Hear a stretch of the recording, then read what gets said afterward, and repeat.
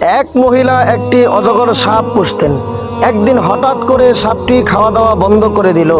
শুধু বিছানায় মহিলার গা ঘেঁষে শুয়ে থেকে, কোনো কিছুতেই কিছু খায় না।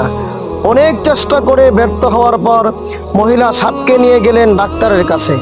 পরীক্ষা নিরীক্ষা করে ডাক্তার প্রশ্ন করলেন, আপনি যখন ঘুমাতে যান তখন আপনার আশেপাশে কি সাপটি থাকেন? উত্তরে মহিলা বলল, হ্যাঁ। তখন ডাক্তার বলল, দেখুন, আসলে আপনার সাপের কোনো রোগ হয়নি। ও নিজেকে যাচাই বাছাই করে আপনাকে খেয়ে হজম করার প্র্যাকটিস করছে। এজন্যই আপনি ঘুমালে বারবার আপনার গা ঘেঁষে আপনাকে মেপে মেপে পরীক্ষা করে নিজেকে অভুক্ত রাখছে।